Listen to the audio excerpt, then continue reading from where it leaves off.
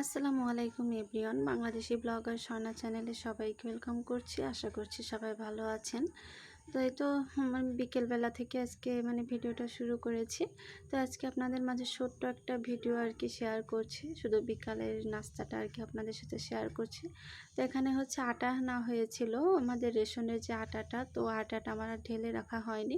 তো এখন হচ্ছে এটা প্যাকেট কেটে আর কি ঢেলে রাখলাম। আর এখন হচ্ছে আমি একটু পেঁয়াজু বানাবো। তো পেঁয়াজের আমি ফুল যে ভিডিওটা করে রেখেছিলাম, তো ওইটা হচ্ছে এই ভিডিওটার আগের মুহূর্তে যে ভিডিওগুলো, ওগুলো সব আর কি ডিলিট হয়ে গিয়েছে। তাই তারপরও যা আছে যতটুকু ততটুকু আর কি শেয়ার করছি।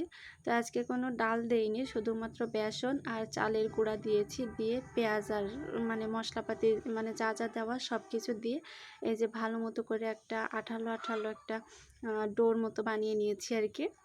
এটা হচ্ছে গিয়ে অনেক মুচমুচে হয়, ডাল ছাড়াও কিন্তু পেঁয়াজুটা খেতে ভালো লাগে। আপনারা বানিয়ে দেখতে পারেন, বেসন আর শুধু হচ্ছে চালের গুঁড়া দিয়ে। তো এখন হচ্ছে এই যে আমি ভেজে নিচ্ছি, আমি এই কড়াইটাতেই দিয়েছি যাতে করে তাড়াতাড়ি হয়ে যায়, যেহেতু অনেকক্ষণ বসে থাকার নাই, আপনাদের ভাইয়া বাইরে যাবে। তো যাই হোক, আমি এ পর্যায়ে আপনাদের কাছে একটা রিকোয়েস্ট করতে চাই। আমার ভিডিওটি যদি আপনাদের কাছে ভালো লেগে থাকে, সেক্ষেত্রে আমার ভিডিওটিতে একটি লাইক করে দিবেন, আমার চ্যানেলটি সাবস্ক্রাইব করে আমার পাশেই থাকবেন।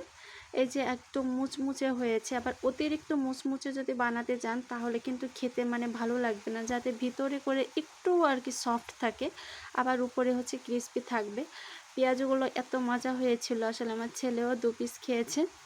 আর এখন হচ্ছে চা না হলে তো নয়, তো আজকে হচ্ছে গ্যাসের খাবার যেহেতু খাওয়া হয়েছে, পেঁয়াজুতে প্রচুর গ্যাস করে, এ কারণে হচ্ছে আমি রং চাটা করছি আর দুধ চা করছি না।